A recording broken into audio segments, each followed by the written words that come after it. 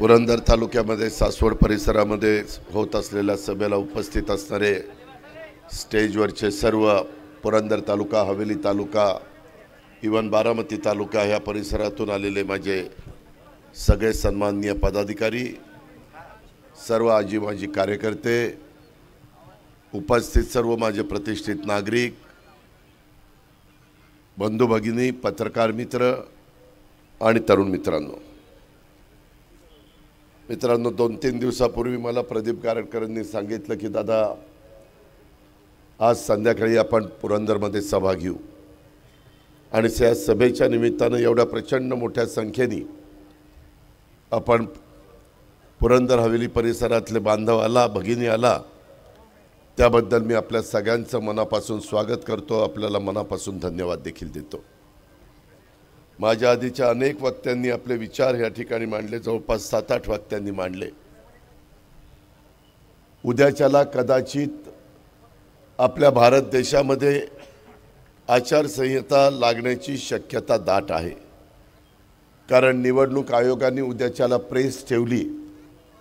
माझा आजपर्यंतचा जो राजकीय अनुभव आहे त्यामध्ये निवडणुकीच्या काळात प्रेस ज्यावेळेस ठेवली जाते त्यावेळेस ते आचारसंहितेच्या निमित्तानं आणि निवडणुकीचा प्रोग्राम, कधी फॉर्म भरायचे, कधी मतदान येणार, कधी विड्रॉल करायचं वगैरे वगैरे वगैरे। आणि देशाची निवडणूक जम्मू काश्मीरपासून कन्याकुमारीपर्यंत असल्यामुळे, इकडं गुजरातपासून पश्चिम बंगालपर्यंत असल्यामुळं तिथं साहजिकच आपल्याला 6 टप्प्यामध्ये तरी मतदान होतं। आपल्या महाराष्ट्रामध्ये साधारण 2 टप्प्यामध्ये मतदान होतं। मित्रांनो, आत्ताची देशाची परिस्थिती जर आपण बघितली, विशेषतः ज्याचा उल्लेख प्रदीप गारटकरांनी केला आणि त्याच्यामध्ये लोक देखील विचार करतायत। आज जगामध्ये भारताची मान शान ही निश्चितपणे गेल्या 10 वर्षामध्ये वाढवण्याचं काम केलेलं आहे। मित्रांनो, एकंदरीतच गेले अनेक वर्ष, 91 साली तुम्हीच पुरंदरवासियांनी मला बारामती लोकसभा मतदारसंघामध्ये 3.5 लाखाच्या मताधिक्यांनी विजयी केलेलं होतं। मला 4.5 लाख मतं होती आणि विरोधी पक्षाच्या उमेदवाराला 1 लाख मतं होती। माझी पार्टी कोरी होती, फार काही माझ्या पुरंदरमधल्या वासियांचे माझे संबंध नव्हते। कुठेतरी बारामतीच्या परिसरामध्ये काम करणारा एक छोटा कार्यकर्ता या नात्याने तिथली छोटी मोठी कामं मी करायचो, पण तुम्ही विश्वास दाखवला आणि मला निवडून दिलं, त्याच्यामुळं मला राजकारणामध्ये संधी मिळाली। त्याच्यानंतरच्या काळामध्ये काही घटना अशा घडल्या, देशाचे पंतप्रधान PV नरसिंहरावजी झाले, त्यांनी मला सांगितलं की अजित 6 महिने तू राहायचं, विश्वासदर्शक ठराव पास झाल्यानंतर तू राजीनामा द्यायचा आणि तो बारामती विधानसभा मतदारसंघात जायचं आणि साहेबांनी लोकसभा मतदारसंघामध्ये लढवायचं। शेवटी देशाच्या पंतप्रधानांनी सांगितलं, त्यावेळेस काँग्रेस एक संघ होता, काँग्रेसच्या नेतृत्वाने सांगितलं, मी कुठलाही आढावेढे न घेता त्या बाबतीमध्ये ताबडतोब राजीनामा दिला। मित्रांनो, एकंदरीत नंतर महाराष्ट्राच्या राजकारणामध्ये काम करत असताना अनेक चढ उतार मी पाहिले। आज देखील ज्या काही घटना घडल्या, मला माझ्या पुरंदरवासियांना, खालच्या हवेली परिसरातल्या माझ्या बांधवांना, भगिनींना सांगायचं आहे, मी वैयक्तिक माझ्या स्वार्थाकरता काही केलेलं नाही आहे। मला गेल्या 33 वर्षात तुम्ही आमदार केलं, खासदार केलं, राज्यमंत्री केलं, मंत्री केलं, उपमुख्यमंत्री केलं, विरोधी पक्षनेते पद दिलं आणि पुणे जिल्हा मध्यवर्ती सहकारी बँकेचं 7 वर्ष चेअरमनशिप दिली।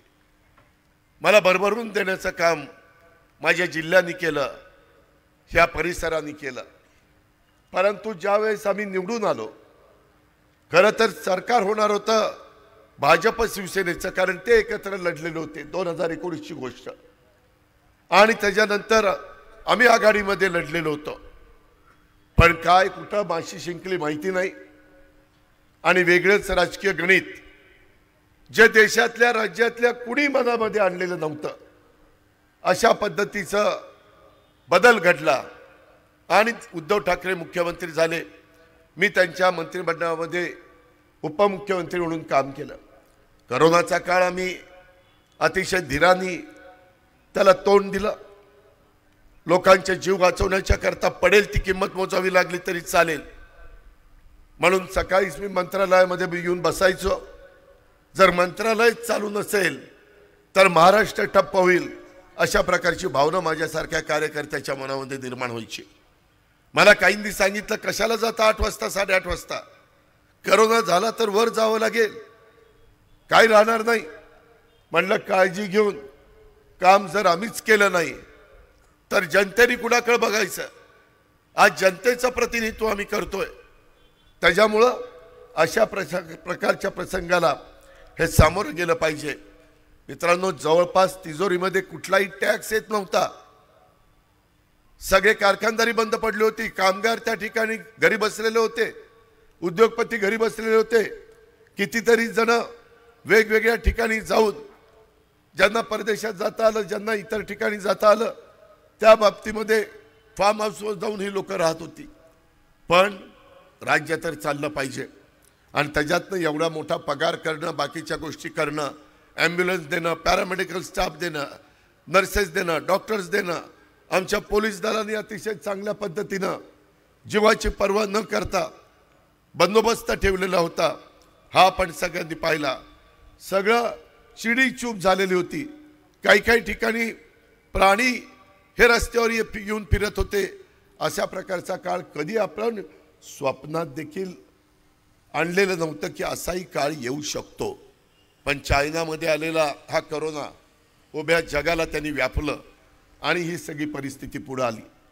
त्याच्यातून कुठं सावरलो तरच राजकीय काही घडामोडी झाल्या. एकनाथराव शिंदे साहेबांनी काही वेगळी भूमिका घेतली. पण त्यावेळेस माझे सगळे आमदार जवळपास आम्ही MLA MLC धरून 60 पेक्षा जास्त आमदार होत राष्ट्रवादी काँग्रेस पक्षाचे.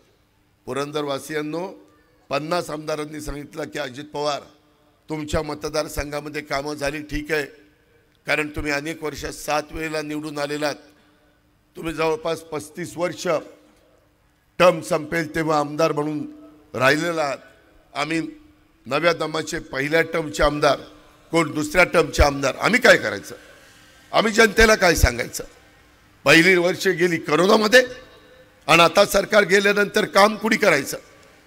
त्याच्यानंतरच्या काळामध्ये सगळ्यांनी ठरवलं त्याच्यातनं सरकारमध्ये जायचं आणि म्हणून त्या आमदारांची कामं होण्याच्या करता, तिथल्या जनतेची कामं होण्याच्या करता, त्याच्यातून नरेंद्र मोदी साहेबांचं एक जबरदस्त नेतृत्व, जे पंडित जवाहरलाल नेहरूजींच्या नंतर आपल्याला करिश्मा असणारा नेता म्हणून लाल बहादूर शास्त्रीजींना बघायला मिळालं, इंदिराजींना बघायला मिळालं, त्याच्यामध्ये राजीवजींना बघायला मिळालं, त्याच्यामध्ये अटल बिहारी वाजपेयी साहेबांना बघायला मिळालं.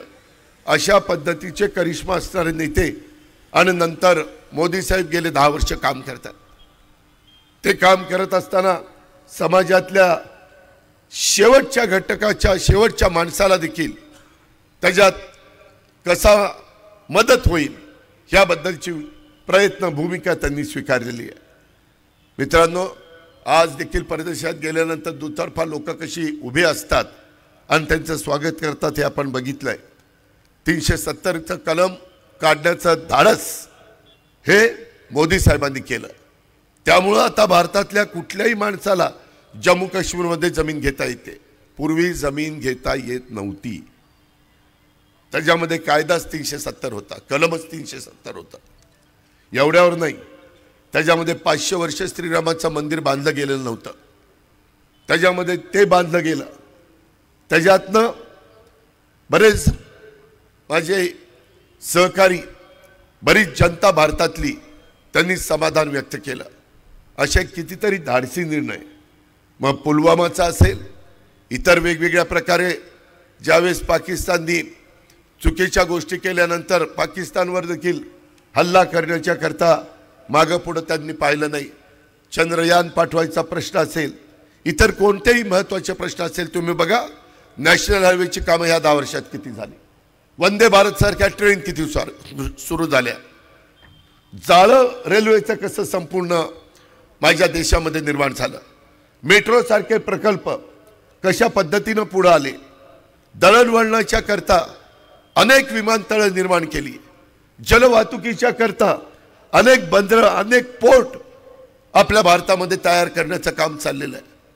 मोठ्या प्रमाणावर कमी व्याजाने जपान सारखं राष्ट्र 0.5% आपल्याला त्या ठिकाणी पैसा देतं डेव्हलपमेंटच्या करता। अशा प्रकारे हजारो कोटी रुपयाची कामं ही सातत्याने आपल्या भारतामध्ये चाललेली आहे। विजन असणारा नेता असला तर देश पुढे जातो, तर देशाची प्रगती होते। आज जगामध्ये आपण 5व्या क्रमांकावर अर्थव्यवस्थेच्या बाबतीमध्ये आहोत, त्यांना ते 3ऱ्या क्रमांकावर आणायचंय। हे बदल त्यांना करायचे। शेतकऱ्यांना देखील आता FRPचा दर त्यांनी वाढवून दिला। सातत्याने वेगवेगळ्या मालाला किंमत कशी मिळेल याबद्दलचा प्रयत्न त्यांचा चाललाय। 80 कोटी लोकांना मोफत धान्य देण्याचा कार्यक्रम आहे। प्रत्येकाला घर देण्याचा आता नवीन कार्यक्रम आलाय। मागच्या काळामध्ये फक्त आदिवासी आणि मागासवर्गीय समाजाला घरं मिळायची, आता इकॉनॉमी विकर सेक्शन मधल्या माझे NTचे असतील, ओपनचे असतील, OBCचे असतील, अल्पसंख्याक असतील, कुठल्याही घटकाचे असू द्यात, त्या सगळ्यांना ते फक्त त्यांचं उत्पन्न आर्थिक कमी असलं पाहिजे, ते गरीब असले पाहिजे, त्यांना सगळ्यांना घरं देण्याचा कार्यक्रम आज उभ्या भारतामध्ये चालला आहे। आणि त्याच्याकरता एका घराला केंद्र सरकार राज्य सरकार मिळून 2.5 लाख रुपये देतं। बाकीचे कामगार मंडळातनं काही निधी आपण घालतो, जर महानगरपालिका असेल तर महानगरपालिका काही निधी घालते। ह्या पद्धतीने घर बांधणीचा मोठा कार्यक्रम आपण हातामध्ये घेतलेला आहे। पाण्याच्या संदर्भातल्या स्कीम केंद्राने 50% निधी दिला आहे। उभ्या भारतामध्ये प्रत्येकाच्या घरामध्ये नळाने पाणी देण्याच्या बद्दलचं धोरण आहे आणि ते धोरण राबवण्याच्या करता त्यांनी उभ्या भारताला सांगितलं, प्रत्येक राज्यांना मी 50% निधी देतो, तुम्ही 50% निधी द्या। तुम्ही म्हणजे राज्य। आणि संपूर्ण आज देशाला स्वातंत्र्य मिळून 75 वर्ष झाली। आया बहिणींना कुठेतरी हंडा घेऊन जावं लागतं, त्यांना पायपीट करावी लागते, हे बरोबर नाही। आणि तशा पद्धतीने करोडो रुपयाची कामं आज चाललेली आहे। निसर्गाच्या पुढे तुमचं माझं काही चालत नाही। दुष्काळ परिस्थिती आहे। आत्ताही बोलत असताना मला अनेक निवेदन आली, पाण्याचे टँकर सुरू केलेले आहेत पण कमी पडतात। उद्या आचारसंहिता सुरू झाली तरी दुष्काळाची कामं करण्याच्या करता आचारसंहितेची बंधनं नाही। जे राज्यकर्ते असतात त्यांना जर जनतेने टँकर मागितले, जनावरांच्या चारा डेपो मागितले, चाऱ्याकरता ज्या काही प्रश्न असतील ते मागितले, काम नसेल तर त्यांच्या हाताला मजुराला काम देण्याच्या करता त्या बाबतीमध्ये निर्णय घ्यायचा असेल तर तो असेल। अशा कितीतरी गोष्टी आत्ताच मला उपाध्यक्ष PDCC बँकेचे सुनील चांदेरन, अध्यक्ष दिगंबर दुर्गाडे सांगत होते की दादा कालच सरकारने कळवलेलं आहे शेतकऱ्यांचं पीक कर्जाचं व्याज त्या ठिकाणी घेऊ नये, त्याच्यामध्ये एक मदत म्हणून तशा प्रकारचा आदेश काल काढण्यात आलेला आहे। अशा कितीतरी गोष्टी मित्रांनो मी आपल्याला सांगू शकतो। कांद्याच्या बद्दलची परिस्थिती थोडी वेगळी आहे। कांद्याच्या बाबतीमध्ये मी देखील अलीकडे तुमच्या सगळ्यांच्यामुळं मला एकनाथराव शिंदेंना, देवेंद्र फडणवीस साहेबांना पंतप्रधानांच्या कार्यक्रमाला महाराष्ट्रामध्ये प्रोटोकॉल प्रमाणे हजर राहावं लागतं आणि त्यावेळेस आम्ही काही चर्चा करत असतो किंवा त्यांचं वेलकम होत असताना काही चर्चा होते, ते जाताना देखील आपण निरोप देतो तेव्हा चर्चा होते। त्यामध्ये माझा कांदा उत्पादक शेतकरी पुणे जिल्ह्यामध्ये, माझ्या नाशिकमध्ये, वेगवेगळ्या भागामध्ये जिरायत भागातल्या लोकांना 2 पैसा मिळवून देणारा हे पीक आहे। त्यांनी मला सांगितलं की जरूर शेतकऱ्याला जसा उत्पादन खर्च आहे त्याच्यापेक्षा थोडंसं अधिक मिळालं पाहिजे, त्याला परवडलं पाहिजे, त्याचा प्रपंच चालला पाहिजे, त्याच्या मुलाबाळांना शिकता आलं पाहिजे। पण शेतकरी पिकवणारा कांदा उत्पादक 5%, कांदा खाणारा 95%, त्यालाही कांदा परवडला पाहिजे।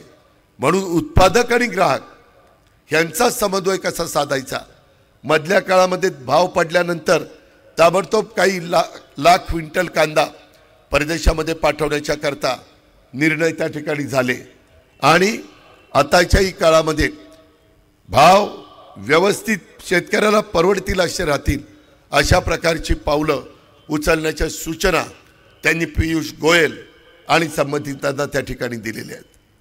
मित्रांनो, एकंदरीतच ऊसाचं देखील क्षेत्र माझ्या पुरंदरमध्ये वाढतंय.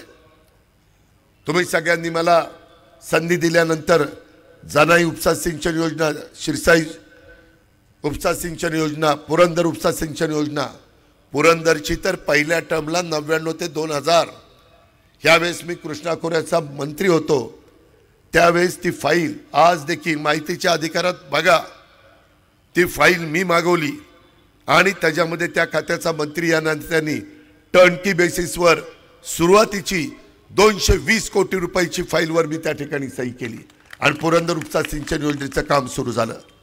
जरा डिले झाल्यामुळं टप्पा 1, 2, 3, 4, 5 त्याच्यामुळं थोडी नंतर कॉस्ट वाढली, पण पहिलं माझं सही हे 220 कोटीवर आहे. IVRCLनी काम केलं. मित्रांनो, त्यावेळेस नंतर त्याच कंपनीनं आपला हडपसर ते नीरा ह्या रोडचं पण काम घेतलं, परंतु नंतर ती कंपनी अक्षरशः देशोधडीला लागली.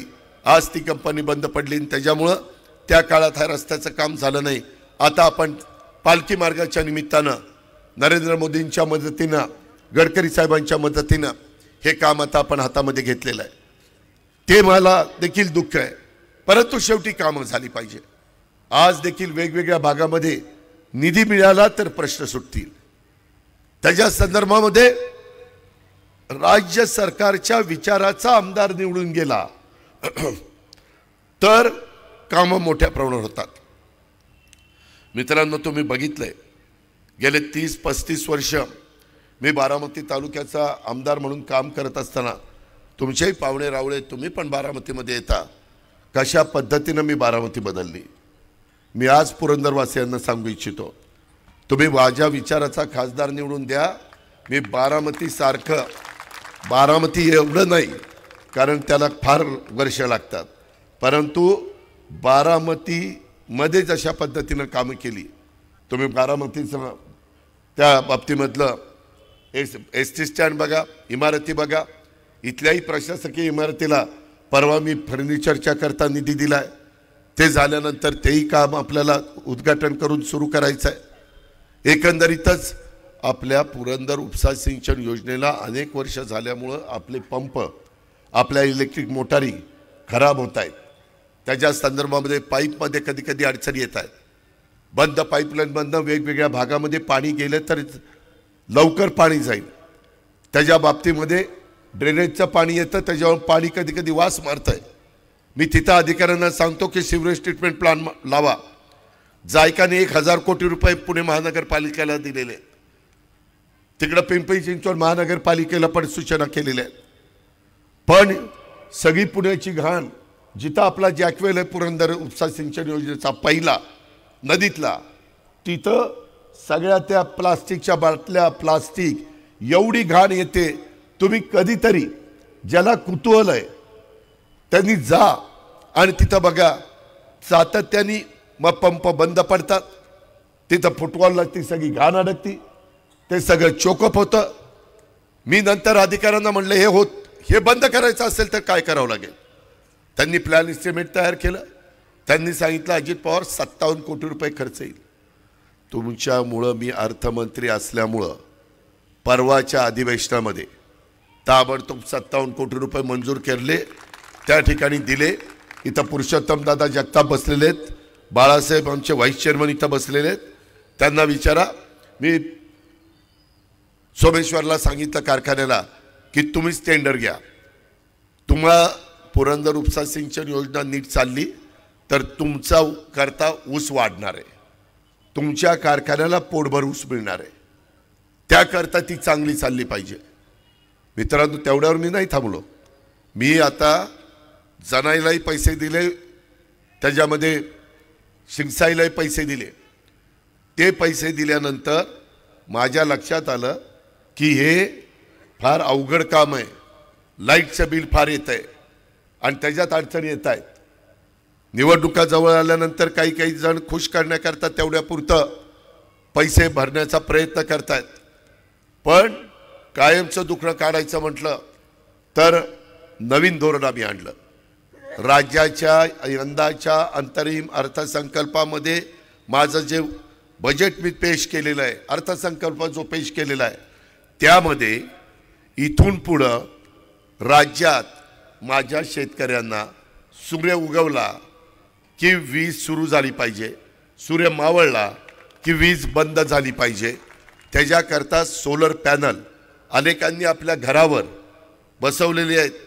हीटर करता, पाणी गरम करण्याकरता. काहींनी घरामध्ये देखील वीज जी लागते त्याकरता देखील बसवलेले आहेत. मित्रांनो, 8.5 लाख सोलर पंप आपल्या महाराष्ट्रामध्ये शेतकऱ्यांना देण्याचा निर्णय आम्ही सरकारमध्ये घेतला आहे आणि त्याचं काम त्या ठिकाणी सुरू झालेलं आहे. मी नंतर विचार केला, शेतकऱ्यांना इंडिव्हिज्युअल हे मिळणार आहे, त्याच्यातून दिवसा लाईट त्यांना मिळणार आहे. आत्ता निम्मे दिवस रात्री लाईट, निम्मे दिवस दिवसा लाईट अडचणी येतात. कधी कधी काही भागामध्ये बिबटे फिरतायत. माझ्या शेतकऱ्यांनी काय करायचं? म्हणून आपण ते दिवसा पंप चालावेत अशा प्रकारची व्यवस्था केलेली आहे. त्याच्यातून मी ठरवलं, मी अधिकाऱ्यांना बोलवलं, म्हणलं जनाई, सिरसाई आणि पुरंदर ह्या 3 उपसा सिंचन योजनेला किती मेगावॉट वीज लागेल आणि 1 मेगावॉट वीज तयार करायला 5 एकर त्या ठिकाणी जमीन लागते. 5 एकर जमिनीच्या हिशोबाने मी म्हटलं तुम्हाला सरकारी बॅरन लँड मी देतो आणि पैसा देखील देतो. मित्रांनो, यंदाच्या बजेटमध्ये आपल्या ह्या तिन्ही पण योजना सोलर पंपावर त्यांना लागणारी संपूर्ण वीज ही त्या ठिकाणी तयार केली जाणार आहे आणि त्याच्यातून तुमचं लाईट बिलाचं दुखणं हे दूर केलं जाणार आहे. फक्त काही पाणीपट्टी असेल तर ते. ह्या एक एक गोष्टी आपण का करतो? माझा शेतकरी, माझा बळीराजा समाधानी राहायला पाहिजे. मित्रांनो, आज मी पुरंदरच्या सभेत तुम्हाला सांगतो, अनेक लोक येतात जातात मतं मिळवण्याच्या करता. महाराष्ट्रामध्ये मी बघितलेलं आहे. सांगतात हे काम मी सुरू करणार आहे, हे धरण मी सुरू करणार आहे, नारळ फोडतो. त्याच्यानंतर निवडणूक झाल्यावर, निवडून आल्यावर ते विसरून जातो. पुढच्या 5 वर्षांनी पुन्हा नारळ फोडतो. अशा घटना नगर जिल्ह्यात निळवंडे म्हणून धरण आहे. माझं तिथं आजोळ असल्यामुळे मीच बघायचो तिथं. 5 वर्ष झाली की नारळ फुटायचा. 5-6 नारळ फुटले पण निळवंडे नाही झालं. शेवटी मी जलसंपदा मंत्री झाल्यानंतर निळवंडे धरण पूर्ण करून दिलं आणि आज तिथल्या लोकांना पाणी मिळतं. मित्रांनो, नेतृत्वामध्ये देखील धमक आणि ताकद असावी लागते. प्रशासनाला सांगून प्रशासनाने पण त्याचं ऐकलं पाहिजे. आज तुम्ही अनेक जण माझ्याकडं कामाच्या निमित्तानं येत असतात. मी प्रशासनाला वेडवाकडं बोलत नाही, परंतु होणारं काम असेल तर हे काम झालं पाहिजे. माझ्या सहकार्याला मदत झाली पाहिजे, माझ्या गावाला मदत झाली पाहिजे, माझ्या परिसराला मदत झाली पाहिजे. ह्या प्रकारची भूमिका आमची असते. मी आज तुम्हाला सांगतो, तुम्ही माझ्या विचाराचा खासदार निवडून द्या. मी उद्याच्या बजेटमध्ये 10 जूनला पुढं आमचं अधिवेशन आहे. गुंजवणीचं जे उपसा सिंचन योजनेचं पाणी आहे ते पाणी आणण्याच्या करता मी जे काही निधी लागेल तो निधी त्या ठिकाणी देईल आणि ताबडतोब काम वॉर फुटिंगवर सुरू त्या ठिकाणी करेल. मी जसं बोलतो तसं वागतो. मी शब्द एकतर जास्त करून देत नाही आणि एकदा शब्द दिला तर तो शब्द खाली पडून देत नाही. माझी पुरंदरवासियांना विनंती आहे की ह्याच्यातनं तुमचं कायमचं दुखणं त्या ठिकाणी दूर होईल. अशा पद्धतीचे अनेक प्रश्न माझ्या पुरंदरच्या परिसरामध्ये आहेत. त्या प्रश्नाची सोडवणूक MIDCच्या संदर्भात आता हिंजवडीला IT सगळं भरून गेलेलं आहे. पुण्याच्या जवळ असणारा माझा पुरंदर तालुका आहे. इथं पण IT जर सुरू करायचं म्हटलं तर आपण मेट्रो देखील आम्ही सासवडपर्यंत आणायचा माझा प्लॅन आहे. मी मधी कालच्या बजेट मंत्रिमंडळाच्या मीटिंगमध्ये मधल्या काळामध्ये जे कबूल केलेलं होतं ती चांदणी चौकापर्यंत मेट्रो वाढवायची, तिकडं वाघोलीपर्यंत वाढवायची, इकडं कात्रजपर्यंत वाढवायची. त्या सगळ्याच्या मंजुऱ्या राज्य सरकारच्या घेतल्या. 20% राज्य सरकार, 20% केंद्र सरकार, 10% दोन्ही महानगरपालिका आणि 50% आपलं आर्थिक संस्था. 100% पैसे खर्च करायचे आणि मेट्रो सुरू करायची. ह्या पद्धतीचा रिंग रोड पुणे पिंपरी चिंचवडला दोन्ही शहराला जोडणाऱ्या रिंग रोडची नितांत गरज आहे. मित्रांनो, त्याही जमिनी जवळपास ताब्यात आल्या, थोड्याशा राहिल्या. आता त्याची टेंडर निघतील. ते निघाल्यानंतर माझा प्रयत्न असा आहे, मुंबईवरून येणारा माणूस, माझ्या सातारा कोल्हापूरवरून येणारा माणूस, नगरवरून येणारा माणूस, नाशिकवरून येणारा माणूस, इकडून निरेवरून येणारा माणूस, तिकडून सोलापूरवरून येणारा माणूस, कुणी त्याला पुण्यात काम नसेल आणि सोलापूर रोडवाल्याला तिकडं नगर रोडला जायचं असेल, त्यांनी शहरात न येता रिंग रोडने तिकडं जायचं. पुढं त्याला मुंबईला जायचं असेल, नाशिकला जायचं असेल, गोल रिंग रोड आहे, भला मोठा केला आहे, 100 फूट रुंदीचा आहे. त्याच्यामध्ये नंतर टप्प्याटप्प्याने तिथं रेल्वे पण फिरवणार आहे, जेणेकरून ज्यांना वेगवेगळ्या स्टेशनवर उतरायचं ते तशा पद्धतीनं उतरतील. मित्रांनो, ह्या पद्धतीची कामं आपण हातामध्ये घेतलेली आहेत आणि तशा प्रकारचे आम्ही पुढे जातोय. सोमेश्वर सहकारी साखर कारखान्याच्या बद्दल अनेक माझ्या शेतकऱ्यांनी मला निवेदन दिले की आमचा ऊस लवकर घेऊन जा. तुम्ही पुरुषोत्तम दादा बाळासाहेब दोघंही स्टेजवर आहात. मला माहिती आहे सोमेश्वर सहकारी साखर कारखान्याचं 12.25 लाख टन क्रशिंग झालेलं आहे. पुरंदर हा गट नंबर 6 मध्ये जातो. पुरंदरला 2 लाख मेट्रिक टन हा माझा पुरंदर तालुका सोमेश्वर सहकारी साखर कारखान्याला ऊस देतो. आता देखील जवळपास 40,000 मेट्रिक टन ऊस शिल्लक आहे. पुरंदरमधील दुष्काळी परिस्थिती पाहून कारखान्याने तोडणी प्रोग्राम हा आता आखलेला आहे. बारामती आणि इतर भागामध्ये देखील तशाच पद्धतीनं जिरायत भागात आम्ही आखणी केली. कारण मी काल परवा बारामतीच्या जिरायत भागामध्ये होते. दुष्काळी पट्ट्यातला ऊस लवकर तोडा अशा प्रकारच्या सूचना मी पुरुषोत्तम दादा आणि बाळासाहेब कामठ्यांना त्या ठिकाणी केलेल्या आहेत आणि तशा पद्धतीची अंमलबजावणी चेअरमन आमची विनंती आहे की ते ताबडतोब त्याची अंमलबजावणी त्या ठिकाणी करा आणि माझ्या पुरंदरवासियांचं हे दुखणं दूर करण्याच्या करता आपण तातडीनं पावलं त्या ठिकाणी उचला. मित्रांनो, एकंदरीतच ह्या सगळ्या गोष्टी करत असताना आपला सगळ्यांचा प्रचंड फायदा होणार आहे. कारण लोकप्रतिनिधी निवडून गेल्यानंतर त्या लोकप्रतिनिधीच्या वतीनं खरोखरीच विकासाची कामं होणार आहे का हे जरा तपासा. मी काय एवढा अधिकार म्हणून सांगतो, पुरंदरवासियांनो, एकनाथ शिंदे आणि देवेंद्र फडणवीस साहेबांनी माझ्याकडं अर्थ मंत्रालय दिलेलं आहे. 6 लाख कोटीचा अर्थसंकल्प माझ्या ताब्यामध्ये असतो. शेवटी मला मुख्यमंत्र्यांचं ऐकावं लागतं, त्याबद्दल दुमत नाही, तो त्यांचा अधिकार आहे. पण मी उद्या ठरवलं तर त्याच्यातला त्या डिपार्टमेंटचा मंत्री म्हणून माझाही काही अधिकार आहे. इथं मधल्या काळामध्ये आपल्या जी खालची गावं आहेत, पुणे महानगरपालिकेमध्ये नव्याने समाविष्ट 34 गावं, त्यांचा निवासी तसंच बिगर निवासी मिळकतींना पूर्वी ग्रामपंचायती होत्या, त्या मिळकतकरांच्या 3 पट ते 10 पट मिळकत कर आकारणी म्हणजे खरोखरीच त्या लोकांच्यावर अन्याय आहे. शास्तीकराचा एक अन्याय आणि हे जवळपास 3 पट ते 10 पट हा मिळकत करायचा अंदाज.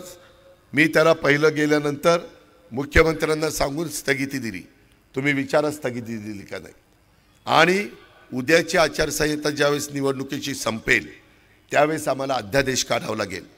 तो आम्ही अध्यादेश काढू आणि ते पुणे महानगरपालिकेला मिळकत कर पूर्वीच्या ग्रामपंचायत कराच्या दुपटीपेक्षा अधिक नसेल याची दक्षता घेण्याच्या संदर्भात, या संदर्भात कायद्यात सुधारणा करण्याची कारवाई ही आम्हाला करायची आहे. आणि तशा प्रकारे आम्ही सूचना नगरविकास 2 सचिवांना दिलेल्या आहेत. आता उद्यापासून मात्र आम्हाला सूचना देता येणार नाही, पण अधिवेशन आपलं निवडणूक संपल्यावर, आचारसंहिता संपल्यानंतर तोपर्यंत कॅबिनेटमध्ये तो विषय आणण्याच्या करताची सगळी तयारी करून ठेवली जाईल आणि त्याही माझ्या 34 गावातल्या बांधवांना, माझ्या भगिनींना जे काही त्यांचं दुखणं आहे ते दुखणं दूर करण्याच्याबद्दल आम्ही तातडीनं निर्णय घेणार आहोत। ही पण बाब आपल्याला सगळ्यांना या निमित्तानं सांगतो। मित्रांनो, माझ्या पुणे जिल्ह्यामध्ये पुणे जिल्हा शिक्षण संस्था आहे। इथंच पलीकडेच तिचं ग्राउंड आहे। वाघिरे कॉलेज तुम्हाला सगळ्यांना माहिती आहे सासवडचं। अनेकांना घडवण्याचं, शिकवण्याचं, कर्तबगार नागरिक करण्याचं काम ह्या माझ्या वाघिरे कॉलेजने केलेलं आहे, ह्या आपल्या शिक्षण संस्थेने केलेलं आहे। मला ज्यावेळेस इथं अध्यक्ष केलं त्यावेळेसच्या इमारती, इथं जर मावडीची लोक आली असतील, मावडी कडेपठारला इमारत मी अध्यक्ष झाल्यानंतर झाली, बरोबर आहे। त्याच्यानंतर माझ्या भागशाळा पांडेश्वर तिथंही इमारत चांगली केली। वाघिरे महाविद्यालय सासवड तिथल्याही इमारती चांगल्या केल्या। न्यू इंग्लिश स्कूल मानकी 4 नवीन वर्ग खोल्या केल्यात।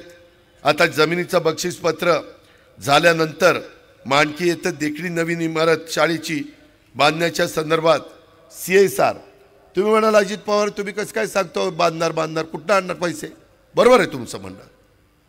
काल माझ्या बोरकरवाडीला, कुतुळवाडीला पैसे पाहिजे होते आणि काल पुन्हा त्यांनी तो मुद्दा काढला। मी टाटा ट्रस्टकडनं 2,88,00,000 रुपये तिथल्या पाईपलाईनला मंजूर केले। तुम्ही जाऊन बोरकरवाडीमध्ये विचारा आणि त्यांचं पाईपलाईनचं काम सुरू केलं। फक्त आपली 30-35 वर्षाचे केलेलं आपलं काम आणि त्याच्यातनं आपले वाढलेले उद्योगपतींशी संबंध आणि त्यांच्या उद्योगपतींचे चांगले चालणारे उद्योग, त्याच्यात होणाऱ्या नफ्यातलं 2% CSR ह्या पद्धतीनं ते केलं। नुसतं त्याच्यावर नाही थांबलो। माझं तरडोली म्हणून गाव आहे, तिथंही म्हणले की दादा त्या तरडोलीमध्ये बंद पाईपलाईनमध्ये आम्हाला पुरंदरचं पाणी द्या। 4.5 कोटी रुपये लागत होते। मी जिरायत भाग सोडायच्या आत 4.5 कोटी रुपये मंजूर करून दिले। मित्रांनो, पैशाचं सोंग करता येत नाही आणि मी आपल्याला सांगतो, मी का एवढा अधिकारवाणीनं तुमच्याशी बोलतो का, तर आपल्याला ती करण्याची क्षमता आहे आणि तो अधिकार आहे। त्यामुळे मी हे करीन। ते करण्याच्या करता माझी एवढीच विनंती, मी काही साधू संत नाही आहे। पालखी मार्ग, इतर पण गोष्टी अनेक आपण चांगल्या करण्याचा प्रयत्न केलेला आहे, त्याही संदर्भात आपण लक्ष घातलेलं आहे। त्याचबरोबर वेगवेगळ्या ठिकाणी आरोग्याच्या चांगल्या सुविधा, हॉस्पिटल वगैरे ते पण आपण त्या बाबतीमध्ये देतोय, ती पण आपली भूमिका आहे। मी कुठल्याही पद्धतीनं डेव्हलपमेंट करत असताना स्थानिक लोकांचा विरोध असेल तर मी त्या भानगडीमध्ये पडत नाही। बारामतीमध्ये मला हे करायचं होतं, माझं जुनं भाजी मंडई आहे, तिथं शॉपिंग सेंटर 55 का 60 कोटीचं मी पैसे मंजूर केले 2 वर्षापूर्वी, परंतु तिथल्या स्थानिकांनी विरोध केला। मी गप्प बसलो। 2 वर्षांनी तेच माझ्याकडे आले की दादा आता करा, आमचा धंदा बसायला लागला आणि आता बारामतीमध्ये जा, गणेश मार्केटच्या समोर त्याचं काम सुरू झालेलं आहे। कामं करता येतात। लोकांची मानसिकता लक्षामध्ये घेऊन लोकशाहीमध्ये निर्णय त्या ठिकाणी घेता येतात। आपल्या इथं तर यावेळेस मी अर्थसंकल्पामध्ये सईबाईंचं मधल्या काळात परवाच्याच कॅबिनेटला पुण्यश्लोक अहिल्यादेवी होळकरांचं मूळ गाव चौंडी, नगर जिल्ह्यात। नगरमधले लोक मला अनेकदा म्हणायचे, मुख्यमंत्र्यांना देवेंद्रजींना म्हणायचे की आम्हाला तुम्ही अहिल्यानगर पुण्यश्लोक अहिल्यादेवींचं नाव द्या। आम्ही निर्णय घेतला त्या दिवशी की अहमदनगरच्या ऐवजी अहिल्यानगर, तालुकापट, शहरपट आणि जिल्हापट तिन्हीला नावं देऊन टाकली। इथं पुणे जिल्हा दूध संघाचे चेअरमन भगवानराव पासलकर बसलेत। एवढा वेला जिल्हा आहे, 2 जिल्हा परिषदेच्या जागा, 4 तालुका पंचायतीच्या जागा, त्याच्यामध्ये जर 2च पंचायतीचे सदस्य निवडून आले एका गटाचे आणि 2 तिकडच्या गटाचे आले तर सूचक आहे पण अनुमोदकच नाही, असली अवस्था आहे तिथली। आणि मग बाबा 2.5 वर्ष तुम्ही घ्या, 2.5 वर्ष आम्ही घेऊ असं। तिथं राजगड किल्ला आहे, जसा आपला पुरंदर किल्ला आहे तसा, त्यामध्ये पुरंदर किल्ल्यावरून पुरंदर तालुक्याला पडलं. हे म्हणले वेलाची मंडळी, दादा वेला वेला म्हणण्यापेक्षा राजगड म्हटलं तर कसं समाधान वाटतं. काल त्यावेळेस कॅबिनेटला निर्णय घेतला, वेल्हा तालुक्याचं नाव राजगड. ही क्षमता महायुतीच्या सरकारमध्ये, हे धाडस महायुतीच्या सरकारमध्ये, आणि म्हणून त्यांच्या विचाराचे आपल्याला खासदार निवडून गेले पाहिजेत. मित्रांनो, एकंदरीतच माझ्या पुरंदर तालुक्यामध्ये इथं प्रवीण शिंदे बसलाय, त्याला विचारा. मी अनेक जिल्ह्यामध्ये वेगवेगळ्या प्रकारचे महावितरणची कामं केली.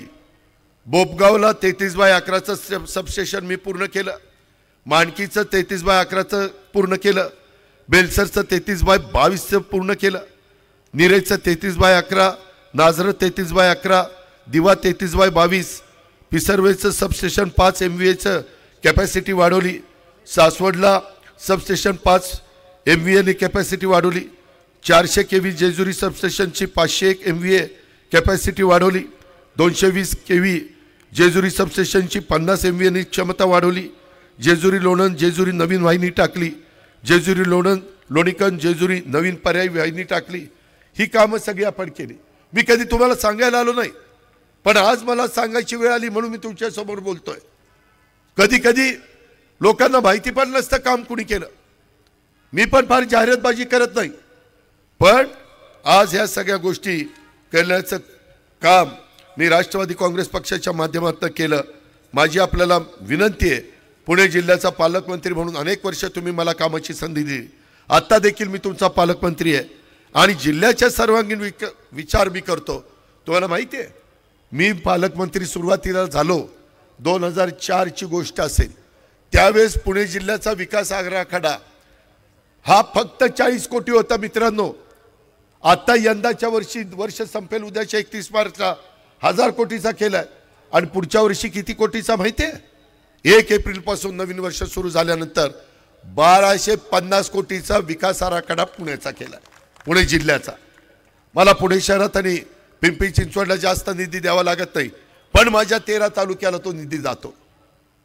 आज अनेक सरपंच, अनेक बाकीचे माझे सहकारी किंवा जेजुरीचे, आत्ता माझी नगराध्यक्ष मला भेटल्या की दादा तुम्ही मध्ये पाठवलेले जेजुरीचे पैसे आम्हाला नगरपालिकेचे मिळाले. नुसतं ते नाही, छत्रपती संभाजी महाराजांचं 300 कोटी रुपयाचं स्मारकाचं काम चालू केलं. क्रांतीवीर लवजी वस्ताद साळवे त्यांचं स्मारकाचं काम सुरू केलं. आपल्या महात्मा फुले आणि त्या सावित्रीबाई फुले त्यांच्या स्मारकाचं काम सुरू केलं. सईबाई त्यांच्या स्मारकाचं काम त्या ठिकाणी सुरू केलं. जेजुरी ते काम तिथे चाललेलं आहे. त्यांना सांगितलं की निधी कमी पडून देणार नाही. या सगळ्या अशा शेकडो हजारो कोटी रुपयाची कामं आपण ह्या एकंदरीत सगळ्या बाबतीमध्ये घेतो. मित्रांनो, मध्ये मला पोलीस पाटील म्हणायचे, दादा आम्हाला 7,000 रुपये पगार. 7,000. त्यांचं मानधन 15,000 रुपये केलं. आशा वर्कर सारख्या आंदोलन कर, मागण्या कर, उपोषण कर, शेवटी त्यांचंही मानधन 5,000 रुपये महिन्यांनी वाढवलं. मला वाटतं 8 आणि 5 13,000 केलं. अंगणवाडीमध्ये काम करणारी महिला, तिचंही मानधन वाढवलं, तिला नवीन मोबाईल घेऊन दिलाय. ह्या प्रकारे अनेक अजूनही काही गोष्टी राहिल्या, परंतु त्या देखील आम्हीच लोक करू शकतो, हे पण मी आपल्याला सगळ्यांना अतिशय स्पष्टपणे नम्रतापूर्वक त्या बाबतीमध्ये सांगू इच्छितो. अशा प्रकारची माझी आपल्याला सगळ्यांना विनंती आहे. मित्रांनो, एकंदरीतच वेगवेगळ्या प्रकारे मला पुरंदरच्या जनतेला सांगायचं आहे की हा राष्ट्रवादी काँग्रेस पक्ष स्वर्गीय यशवंतराव चव्हाण साहेबांनी दाखवलेल्या मार्गावरून चालतो. शेती असेल, सहकार असेल, उद्योग, शिक्षण, या ग्रामीण भागाच्या विकासाचं सूत्र, त्यावर आमचा विश्वास आहे आणि सर्वांना सोबत घेऊन जाण्याची आमची भूमिका आहे. या पुढच्या काळात देखील याच सूत्रावर पुरंदरच्या सर्वांगीण विकासाच्या करता माझी ठाम भूमिका राहील, हा माझा शब्द आहे. पण उद्याच्या निवडणुकीमध्ये मी दिलेल्या उमेदवाराचं बटन दाबा एवढी विनंती आहे.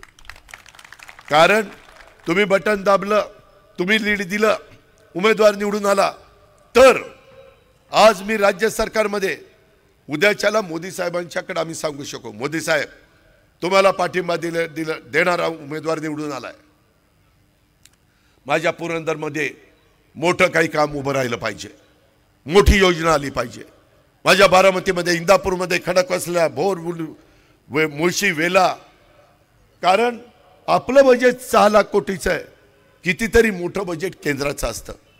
केंद्राने एखादी गोष्ट करायची ठरवलं तर 50-50 हजार कोटी लाख कोटीचे प्रकल्प होऊ शकतात. त्याच्यातनं तुम्हाला रोजगार मिळेल, इथल्या तरुणींना काम मिळेल. मी मध्ये बारामतीमध्ये आत्ताच पुरंदरची पण मुलं मुली आली होती, नमो महारोजगार मेळावा केला, 10,000 पेक्षा जास्त मुलांना काम मिळालं. आता वेगवेगळे कोर्सेस आम्ही देतोय की ते कोर्सेस 3-4 महिन्याचे केल्यानंतर त्या मुलीला किंवा त्या मुलाला हाताला काम मिळेल. शेवटी खासदार आमदार कशा करता करायचे असतात, आपली विकासाची कामं खेचून आणून आपल्या मतदारसंघामध्ये ती कामं लोकांच्या मदतीकरता उभी करायची असतात. त्याकरता आपल्याला पुढे जायचं आहे. आणि आज कुणी काही म्हणा, काही लोक आम्हाला सांगतात की हे खोटं बोलतात. मित्रांनो, नेहमी निवडणुका जवळ आल्या की विरोधक डॉक्टर बाबासाहेब आंबेडकरांची संविधान मोदी साहेब बदलणार, दादांत खोटं बोलतात, रेटून बोल पण खोटं बोल. त्याच्यानंतर डॉक्टर बाबासाहेब आंबेडकरांनी दिलेली घटना हे बदलणार. अरे 2014ला आले, 5 वर्ष 19 पर्यंत काम केलं, पुन्हा 19ला आले, 24 पर्यंत काम केलं. मी आपल्याला सांगतो, हा निव्वळ चुकीचा प्रचार आहे, हे विरोधी पक्षाचं षडयंत्र आहे लोकांना दिशाभूल करण्याच्या करता. कारण विकासाच्या मुद्द्यावर मतं मागायची म्हटलं तर विकास पुरुष म्हणून मोदींच्या साहेबांच्याकडे बघितलं जातं.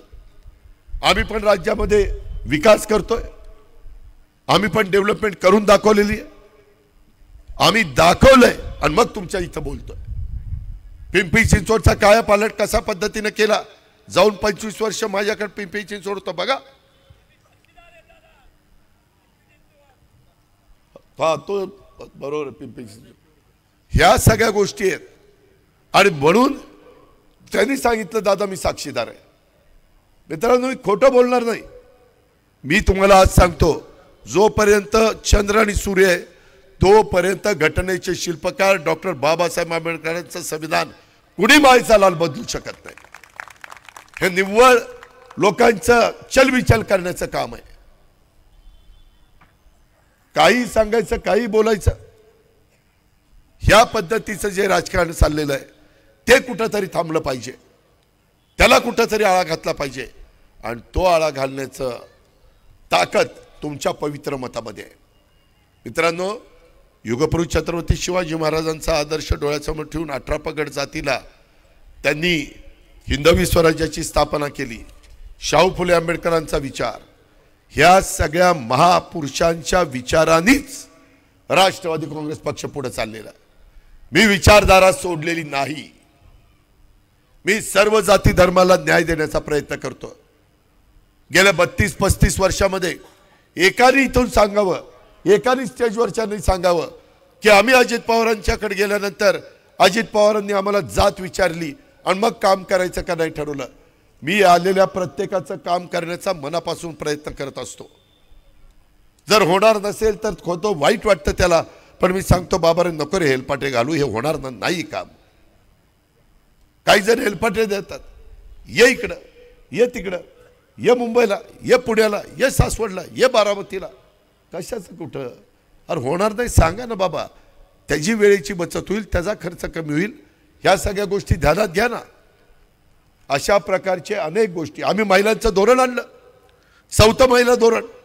समाजामध्ये माझ्या महिलेला मान सन्मान प्रतिष्ठा प्राप्त करून देण्याच्या करता, महिला बचत गटाच्या माध्यमातून आर्थिक सक्षम करण्याच्या करता ह्या सगळ्या गोष्टी आम्ही करतोय. आणि ते करत असताना आम्ही परवा निर्णय घेतला, इथून पुढे अजित पवारांनी नाव सांगताना अजित अनंतराव पवार सांगायचं नाही. अजित आशाताई अनंतराव पवार. आईनं जन्म दिला ना, आईचं नाव नाही ते सांगायचं. आणि ते कंपल्सरी केलेलं आहे, वरवर नाही. सगळ्यांच्या बाबतीमध्ये मित्रांनो, समाजातल्या सर्व घटकाला वेगवेगळी आम्ही महामंडळ काढली. मी कधी मागं देखील आम्ही सरकारमध्ये असताना करू शकलो नव्हतो, पण यावेळेस मी माझ्या अल्पसंख्याक समाजाच्या करता मौलाना आझाद महामंडळाचं भागभांडवल वाढवलं. त्याच्यात 8 अटी होत्या, 8 वर्षाचंच गॅरंटी होती, ती काढून टाकली. त्याच्यामध्ये शादीखाना असेल, दफनभूमी असेल, इतर गोष्टी असेल, त्याकरता निधीची तरतूद केली. मित्रांनो, एवढंच नाही, बार्टी हे मागासवर्गीय समाजाच्या करता आपण काढलं. त्याच्यातनं अनेक योजना आपण देतो, परंतु मला मातंग समाज म्हणायचा, दादा बार्टीचा उपयोग आम्हाला जरा कमी होतो, नवबौद्धांना जास्त होतं, जरा आम्हाला थोडंसं वेगळं काहीतरी काढून द्या. कालच्या अर्थसंकल्पामध्ये माझ्या मातंग समाजाच्या करता आपण मार्टी त्या ठिकाणी आरटी सुरू केलं. अण्णाभाऊ साठेंच्या आरटी अशा प्रकारचं, इकडं बार्टी तिथं आरटी. मुस्लिम समाजाच्या करता मार्टी, बहुजन समाजाच्या करता सारथी, ओबीसी समाजाच्या करता महाज्योती. हे केलं आम्ही, थांबलो नाही. मित्रांनो, आज भाजप, शिवसेना आणि राष्ट्रवादी काँग्रेस पक्ष काम करत असताना, ठीक आहे आमची विचारधारा वेगळी आहे, तसं बघितलं तर मागं देखील उद्धव ठाकरेंची शिवसेना आणि राष्ट्रवादी आणि काँग्रेस विचारधारा वेगळीच होती. काँग्रेस आणि राष्ट्रवादीची विचारधारा एक वेळ एक आहे, पण ज्याच्यात आपले मतभेद होतील ते प्रश्न बाजूला ठेवायचे आणि ज्याच्यात समाजाचा भलं होईल ते प्रश्न पुढे घ्यायचे आणि ते सोडवायचे, ही आमची भूमिका आहे. आज देखील इथं आल्यानंतर अनेक म्हणजे सहकारी मित्र त्यांनी आपल्या राष्ट्रवादी काँग्रेस पक्षामध्ये प्रवेश केलेला आहे, त्यांचंही मी या निमित्तानं स्वागत करतो. त्याच्यामध्ये आमचे बाळासाहेब कोळेकर आमच्या बारामतीचे असतील, गणेशाबा ढोरे हे आमचे माजी नगरसेवक असतील, गणेश जगताप यांना तर तुम्ही सगळेजण ओळखता, दत्ताशेठ झुरुंगे हे आपले जिल्हा परिषदेचे माजी सदस्य, माझ्या बारामती परिसरातला फिरोज पठाण, त्याच्याबरोबर 50 कार्यकर्ते आलेले आहेत. सगळ्या वेगवेगळ्या समाजाला आम्ही त्या ठिकाणी आपलंसं करण्याचं काम करतोय, कारण जातीय सलोखा राहायला पाहिजे. जाती जातीमध्ये, धर्मामध्ये तेढ निर्माण करून समाज एक संघ राहू शकत नाही. मी सातत्याने नेहमी ह्याच पद्धतीचा विचार करत असतो, अधिकाऱ्यांना पण सूचना त्या करत असतो की चुकीचा वागला तर त्याच्यावर ऍक्शन घ्या.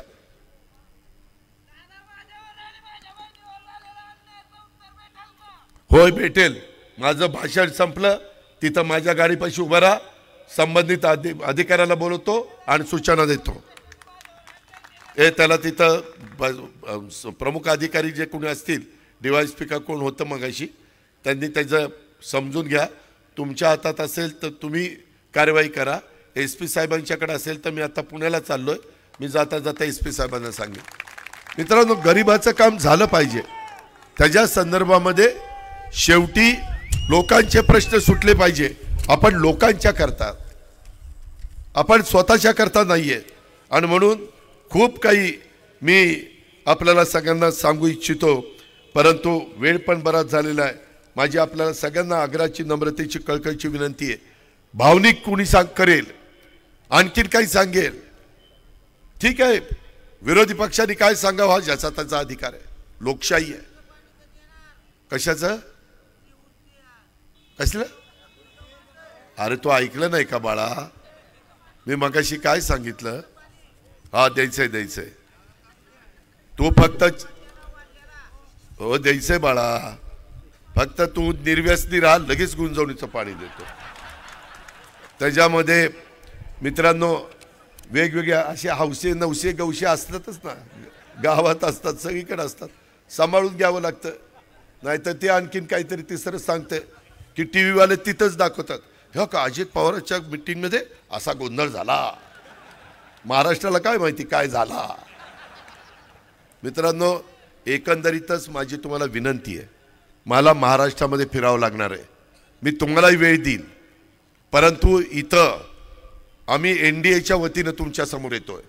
भारतीय जनता पक्ष, राष्ट्रवादी काँग्रेस पक्ष आणि शिवसेना एकनाथ शिंदे साहेबांचा पक्ष, ह्याच्यामध्ये रामदास आठवले साहेबांचा पक्ष, अनेक काही मित्र पक्ष असतील, माझी प्रदीप गारडकरजी, दिगंबर दुर्गाडेजी, मग बाबनराव तात्या जगताप असतील, उत्तम धुमाळ असतील, दत्ता झरुंगे असतील, सगळे जे काही माझे सहकारी असतील, विराज असेल, सगळ्यांना मला सांगायचं आहे की या बाबतीमध्ये आपल्याला सगळ्या मित्र पक्षांना, त्यांच्या नेत्यांना, त्यांच्या सहकाऱ्यांना घेऊन एकत्रपणे प्रचार करायचा। वेगवेगळ्या चुली दिसता कामा नये। त्याच्यात थोडंसं हा बोला, आपण डोंबारी समाजाला पण, या डोंबारी समाजाला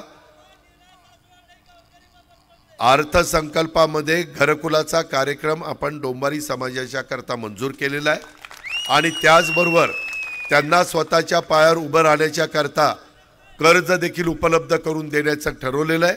तुम्हाला येऊन भेट। PDCC बँकेचे पण चेअरमन इथं आहे। मी ज्या वेगवेगळी महामंडळ सांगितली त्या महामंडळाच्या बाबतीमध्ये आपल्याला तुला मदत करता येईल। मी मगाशीच सांगितलं, असा कुठलाही घटक आपण ठेवलेला नाही की तो वंचित राहील। फक्त जी कागदपत्र लागतील, आधार कार्ड असेल किंवा इतर गोष्टी असतील, ते देण्याचं काम मात्र त्या लाभार्थींनी केलं पाहिजे।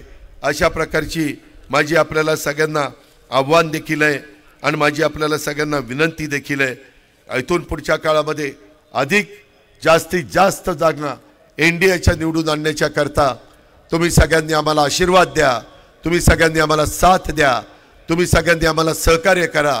मी आपल्याला जाता जाता सांगतो की मी आता जे बोललेलो आहे ते मी माझ्या पुरंदर तालुक्याच्या करता करून दाखवील, हा शब्द देतो आणि या ठिकाणी थांबतो। जय हिंद, जय महाराष्ट्र।